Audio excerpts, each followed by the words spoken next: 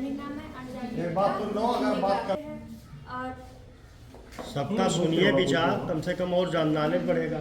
बोलते रहो। अजूबा अजूबा जिसे हम अपने भारत देश में पथचक्का के नाम से जानते हैं। ये पथरी की बीमारियों में काम आता है। इसका जो बहुत से बीमारियों जैसे पथरी और पपीता गुड़हल सांस अस्थमा बीमारियों में काम आता है। और इसका प्रयोग हम औषधि के रूप में करते हैं। कैसे? जैसे पत्तियों को हम पीस कर उसका रस निकाल लेते हैं, उसको पीते हैं। और पुष्प के पंखुड़ियों को खाकर कैंसर जैसे बीमारियों को गेंदा का फूल जानती हैं? Yes sir. गेंदा का पेड़, उसके पत्ती का रस कान में अगर दर्द हो रहा है डालने से कान का दर्द खत्म हो जाता है। चलो बहुत बढ़िया। बहुत बढ़िया। चलो तुम्हारा टॉपिक क्या है? Sir integrated agriculture. पहले नाम बताओ। सर मेरा नाम गरिमा मिश्रा है। मैं कक्षा 12 B4 की छात्रा हूँ।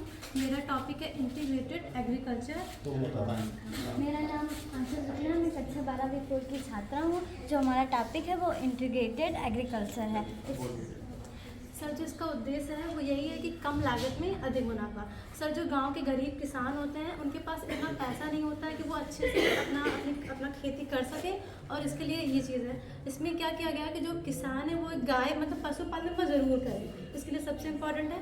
और पशुपालन करने के बाद जो उसका जो मतलब वेस्ट मटेरियल गोबर वगैरह होता है उसको एज अ बायोगैस प्लांट के रूप में वो एकत्रित करें। और उसके बाद में जो बायोगैस है उसको जब वो बायोगैस हो जाता है तो उसको हम ईंधन के रूप में उसका वेस्ट जो है ईंधन के रूप में उसका जो वेस्ट यस उसका वेस्ट का क्या करेंगे हम? उसको सर जो प्राकृतिक खाद होगा उसके रूप में हम खेतों उसका में जो यूज़ कर लेंगे। गैस निकलती है उससे हम किचन में गया? यूज़ यूज़ करते हैं और वहाँ से वेस्ट मटेरियल जैविक खेती में करते हैं।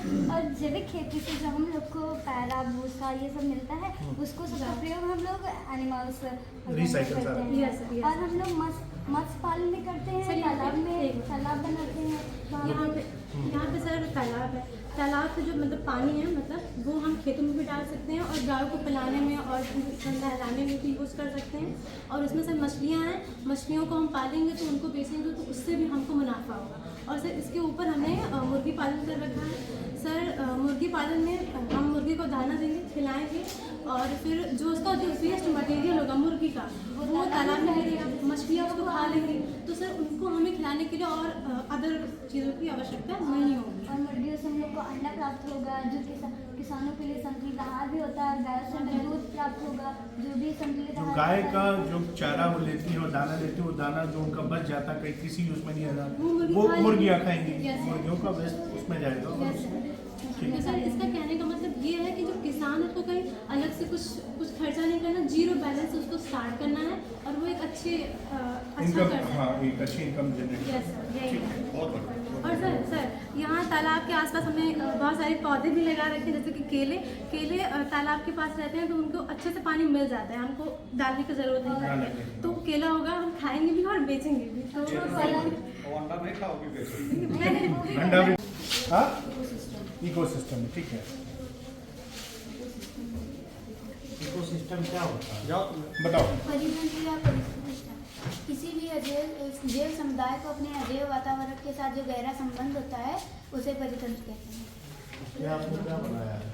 इसके तहत आप क्या बताना चाहते हैं? सर इकोसिस्टम मतलब ये प्रकृति द्वारा मानव के लिए बहुत ही बड़ा उपहार है। अगर इसको प्लांट ना हो तो और आजकल मतलब वो जंगल बहुत काटे जा रहे हैं। जब उनके फिर जानवर भी मरेंगे, जंगल काटे जाएंगे, जानवर रहेंगे कहाँ जंगली जानवर। और तो उनके लिए जंगल ना काटा जाए, जंगली जानवरों को उनमें रखें। और जो सड़क पे दुर्घटनाएं होती हैं उनके लिए या फिर उसके लिए आपने कुछ किया, आपके परिवार ने कुछ किया? आपने क्या किया? कितने पेड़ लगाए? सर हमारे यहाँ पे बहुत है।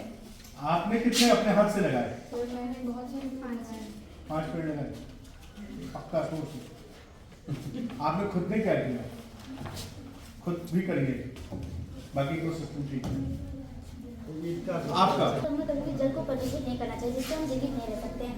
सर जल हम प्रदूषित जल को प्रदूषित कर देंगे, सर हम जल नहीं पिएंगे तो हमारी सेहत में सर डिस्टर्ब हो सकती है। सर जैसे ये है फैक्ट्री, सर फैक्ट्री से हमको केमिकल वाले का अलग जगह है, इससे हमारी पवित्र नदियों का, ये नालों का पानी दूषित आ जाओ इधर आ इधर आ जाओ। हम पी नहीं सकते हैं।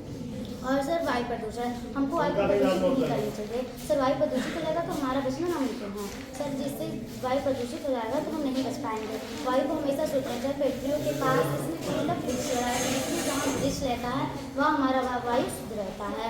और सर जल प्रदूषण, हमको फैक्ट्रियों को मतलब किसी अलग जगह करना चाहिए जहाँ पर ध्वनि ना हो, जिससे हम लोग को डिस्टर्ब ना हो और सर ध्वनि प्रदूषण ना हो।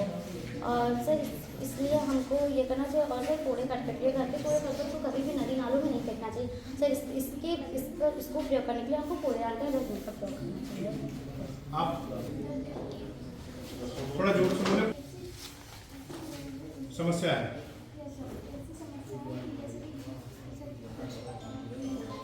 घरों में भी